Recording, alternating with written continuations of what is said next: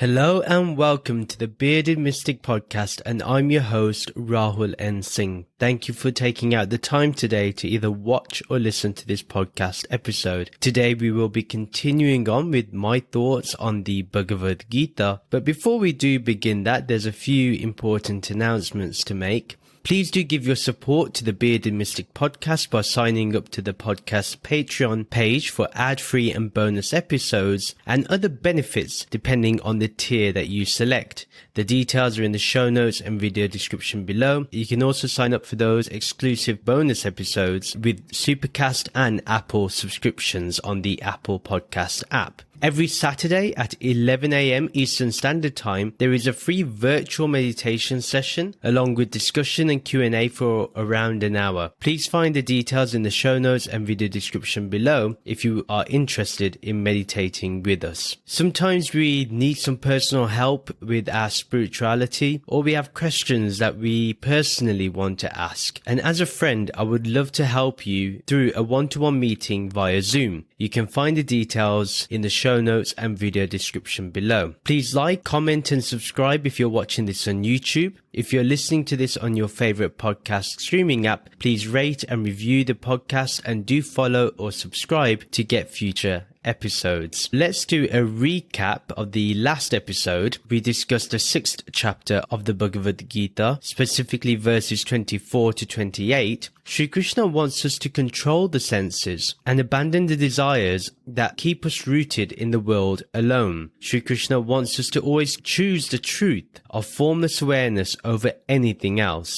Sri Krishna puts forward how the Atma, this formless awareness, stabilizes the restless mind of incessant chatter. Sri Krishna also guides how the yogi calms down the mind and no longer goes according to their desires and therefore attains ultimate bliss. Sri Krishna further on explains how this ceaseless joy, this ananda, is gained through direct contact with formless awareness. Today we will be going through chapter 6 verses 29 to verses 32, and it is our 50th episode of my thoughts on the Bhagavad Gita, and it's been one exhilarating journey to be discussing the Bhagavad Gita with you. We've gained a lot of knowledge, a lot of wisdom, we've put a lot of things into practice. It's been incredible for me. I've never studied the Bhagavad Gita in such depth until today, and every time I look at a verse now, I just see new things. I can see how the understanding is just expanding. This formless awareness is becoming more and more apparent,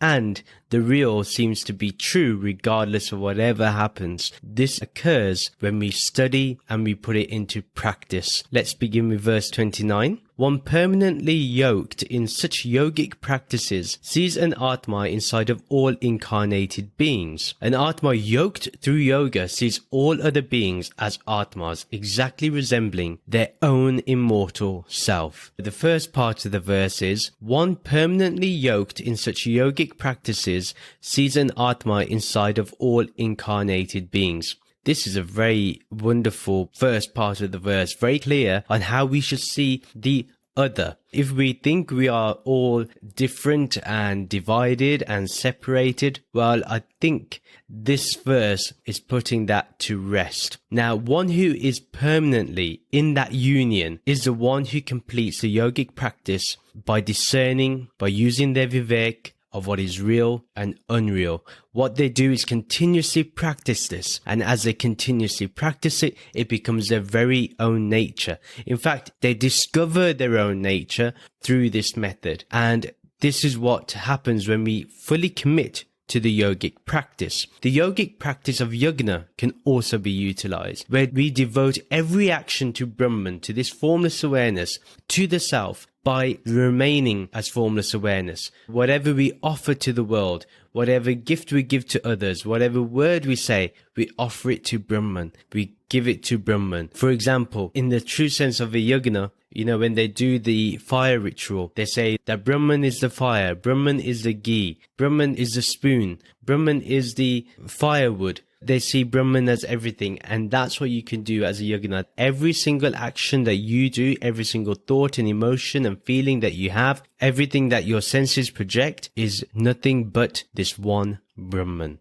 this undivided wholeness. Those who are always steady in prajna, remember, in that state of mind where they have that unfluctuating awareness of formless awareness, that unfluctuating awareness of nirgun Brahman, they are steady in sukha and in dukha, in comfort and pain. No matter what happens in life, whether they are completely in pleasure or they're going through a painful situation, they are the same. Meaning, it's not that the body's not going to feel pain, but what will happen is the mind is so steady now that the mind can discern that this pain is essentially unreal and there's a way to deal with the pain. We don't have to make the pain part of our identity. That's an important message that Sri Krishna also has given in the Bhagavad Gita. Now, such a person also sees the formless in each and every being. Remember, sees an Atma inside of all incarnated beings. We know that there is only one Atma. There's not two Atmas, there's not three. Therefore, it's the same Atma in all incarnated beings. They see the formless, that formless awareness in every being possible. Every being that can be seen and every being that is unseen to the naked eye. Any being made from any element, gross or subtle, is the Atma itself, that formless awareness itself. One does not see any other element than the formless itself. That's all they see, is the formless. Nothing more. They see Brahman as the only element in existence. Everything may have a name and form, but beyond that name and form, it's made of that same one essence, which is Brahman, which is formless awareness. Everything we see or hear is nothing but Brahman itself. Then the second part of the verse is, an Atma yoked through yoga sees all other beings as Atmas, exactly resembling their own immortal self. Again, the Atma that is united through yoga, that is totally immersed in union, in oneness, sees everyone as the same one. They cannot see anybody as different. This is the essential message of the Bhagavad Gita, and a lot of people do not understand this. They still think that they are different Atmas. No, they are one and the same Atma, exactly resembling their own immortal self. This is Sri Krishna's words. He's not saying they're all different. Everyone is the immortal self, the immortal Atma, and they are nothing different. We are not to see them as anything different other than our own essential self. That's what we need to see them as. That means whether it is a Deva, whether it is Ishvara, whether it is Saguna Brahman, Maya, people, avatars, gurus, criminals, just normal, easygoing citizens of the world. The Atma is one and the same for all. It is not different in any way at all. Any shape or form, it's the same thing. It's not got any different form, no different quality. It's one and the same. And remember the words exactly resembling. There is not one iota of difference, not one even slight mark of a difference. Everyone is that one Atma. Nobody is separate. Nobody has a different Atma. I want this to be clear. And if this means that nobody has a different Atma, even Krishna has the same Atma that we have, or we have the same Atma as Krishna. Do not think, even for a second, that you are different to Krishna. The moment you do this, you lose that discernment between the real and the unreal. This is the fundamental message here in the Bhagavad Gita. This verse itself proves that this text, the Bhagavad Gita, is an Advaitin text. It is purely Advaita Vedanta, and that's what it really brings out. That's the philosophy that is the base. Yes, there may be a possibility that Sri Krishna uses concessions here and there, but remember, the core is the same. That which does not change is real, that which changes is unreal. And what we do know is that this formless awareness, this Nirgun Brahman, is changeless. Therefore, that is the only reality. That's the only thing that truly exists as a reality. The context of the whole verse here is that Sri Krishna, through this powerful verse, is showing us the importance of union through yoga, that we see the Atma as one and the same in all beings. Then verse 30, for one who also sees me pervading all that is, and sees that all beings are within me, I am never again invisible to them, and they are never again separated from me. An important disclaimer before I go into explaining this verse. This verse needs to be properly understood through a non-dual lens. And I really mean this. Remember, Sri Krishna himself is now Brahman. He is not an individual person. He is no longer the friend of Arjuna in the social context. He is a friend in the spiritual context in terms of the beautiful relationship of a guru and disciple. And remember, neither is Sri Krishna a king or any other label. He is now a guru, and the guru is always Brahman itself. The guru is always Nirgun Brahman, is always formless awareness. The guru is no other than that. The me that Sri Krishna speaks of in this verse, when he says, for one who also sees me, when he speaks like that, it is nothing but Brahman, this formless awareness. So let's get into this verse. The first part of it is, for one who also sees me pervading all that is. So the ground of existence, you remember the Sat from Sat Chit Ananda is Brahman itself. Whatever is pervading is this Sat, is this ground of existence. A true devotee will always see Brahman as everything. Wherever they look, there is Brahman. Here is Brahman. Wherever they go, there is Brahman. Here is Brahman. Whatever they may be doing, in every act there is remembrance. There is Brahman, here is Brahman. They are always in that experience of being Brahman, being formless awareness. Every corner that they look at, there is Brahman, here is Brahman. Every particle contains Brahman alone. There is not a single particle in this whole universe, in this whole cosmos, that is not this Brahman itself. They see this formless awareness amongst all forms, hence it pervades all that is. Even space, even that space that looks empty, Brahman is in that too. The text can even go as further to say that even that which is non-existent is also Brahman too. Because it doesn't exist, it's also Brahman. Therefore, that's the beauty in this first part of the verse, that everything that you see is this all-pervading Nirgun Brahman. Then the second part of that verse that I'm looking at is, and sees that all beings are within me. Every manifestation of existence is within Brahman. Brahman is the only existence, yet it appears within Brahman itself. And the true devotee sees all beings within Brahman, meaning that they see Brahman first, then the name and form, then the being. No longer does one look at their spouse or their children or their mother or their father. First they see this Nirgun Brahman, they see this formless awareness, then they see the label afterwards. Obviously we need the label to function well in society and to function well in the world. There's nothing wrong with that. But we have to understand that prior to any label, everyone is this Nirgun Brahman. Anyone we come across, whether we like them or we dislike them, they are always going to be Brahman. Then in the third part he says, I am never again invisible to them. So once Brahman is realized as our own true nature, that is all we can perceive now. There's nothing else for us to perceive. I am never again invisible to them. But wherever you go, wherever you look, from every corner, you see this all-pervading self. Even if you do not see it, say you're in the deepest sleep and there is this blank emptiness, even then Brahman is there. It's never invisible. You will always be aware of your own formless awareness.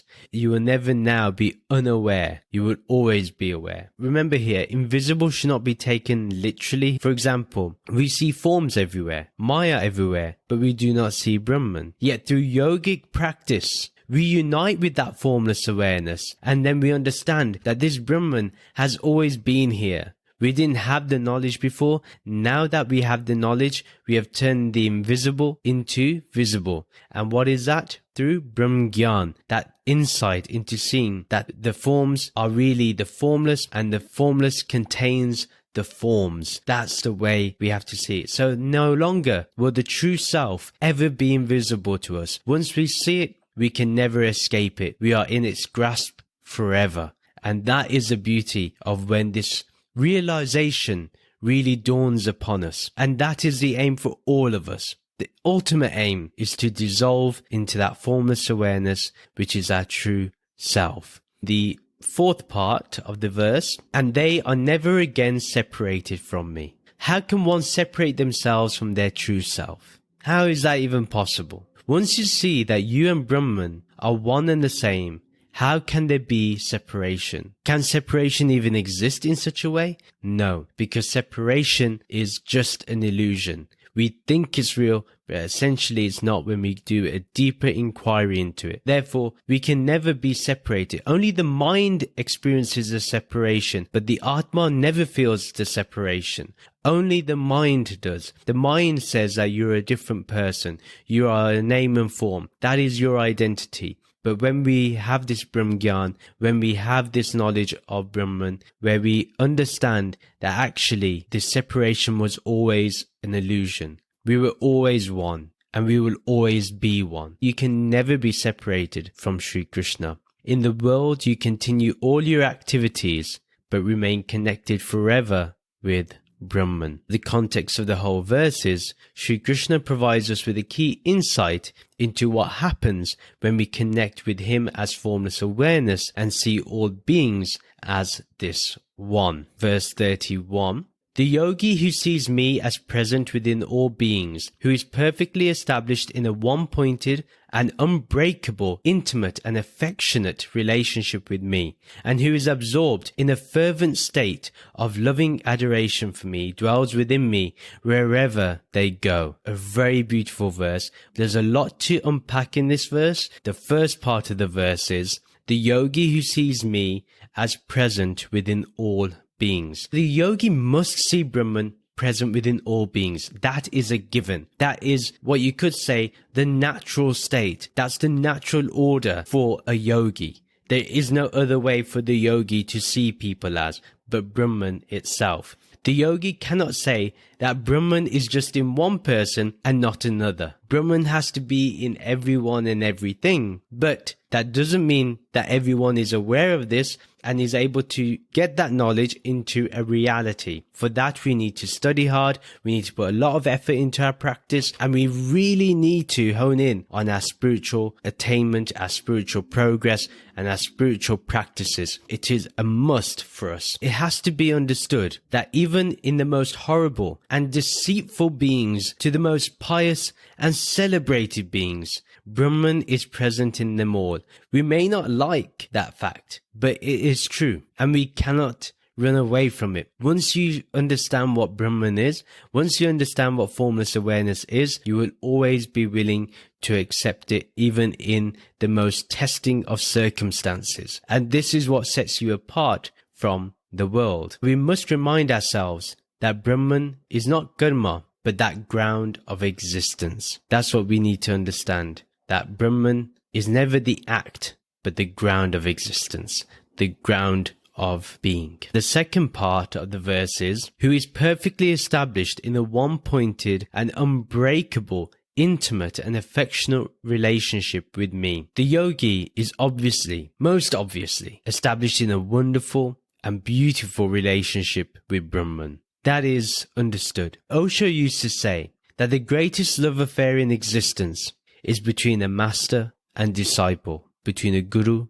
and shishya. Sri Krishna can also be seen as our guru right now, and therefore we can have that affectionate relationship with Sri Krishna, the one that is bestowing us with wisdom through these episodes, who is our guru in these episodes, who has been guiding us towards self-realization, towards understanding what we really are, understanding our true self, that we are nothing but this Nirgun Brahman. And Sri Krishna, through the verses that we've gone through so far in these past 50 episodes, we are understanding here that Sri Krishna is our guru. He is our teacher. While the yogi may entertain themselves as a name and form, then it also creates a relationship with Brahman in the early stages. Now, even though the relationship is one-pointed, we are constantly remembering Brahman like a beloved, just like Romeo seeks Juliet and Juliet seeks Romeo.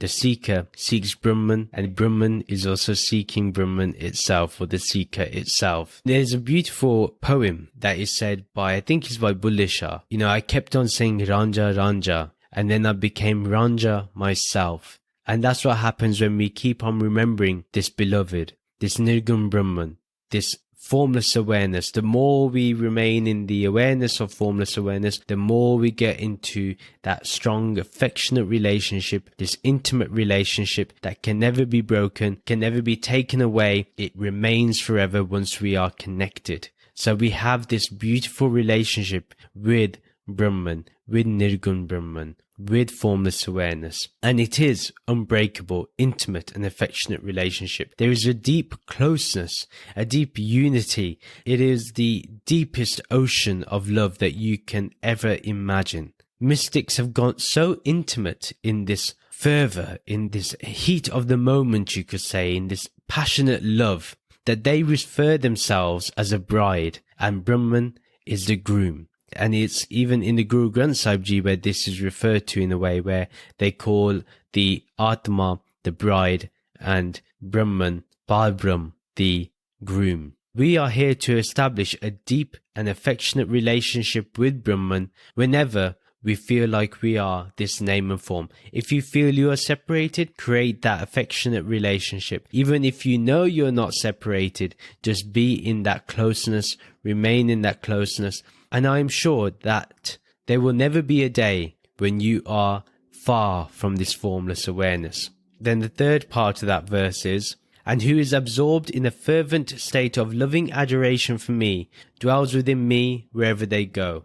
So that one has to be constantly absorbed in this life. Absorbed in what? In this formless awareness. All their senses lose all balance in this love. They spiral into an abyss as this love takes over. This love just simply takes over our being. And we are forever in love with that formless awareness, with this Nirgun Brahman. The fervent state just shows how feverish it can get, how it shakes one to the core of their being. That is the type of intense love that we have towards this formless awareness, towards Nirgun Brahman. This extreme passion of loving adoration for Brahman is carried everywhere we go. Wherever we may go, we see Brahman in everything and we automatically fall in love again and again and again. All they can do is speak of their love for Brahman. That's all they care about discussing. This fragrance continues to spread everywhere. It does not stop in one's home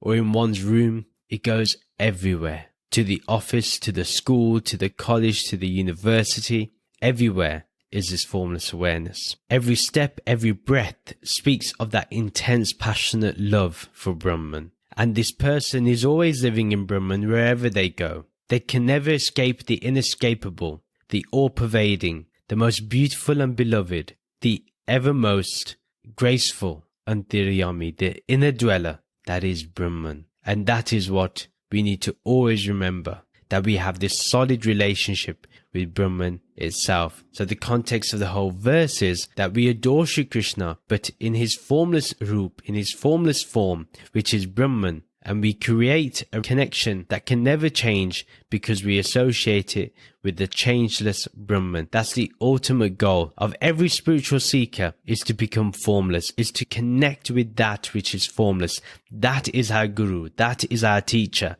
that is the ultimate. Now we go to the last verse of today, verse 32. O Arjun, one who continually sees the Atma in all living entities as in the essence, the same as their own Atma, even while experiencing dukha, material miseries and pain, or sukha, the joys and pleasure of matter, is said to have attained the peak of yogic adoration. So let's look at the first part of this verse. O Arjun, one who continually sees the Atma in all living entities as in essence the same as their own Atma. This is a very important lesson and should be considered as a conclusion to the other verses. We must see that the Atma is in all living entities and is the same as their own Atma. It's not anything different. It's one and the same. If we think we have a different Atma, then we are deluded. Anyone that thinks the Devas have a different Atma, they are deluded. Anyone that thinks God has a different Atma, they are extremely deluded.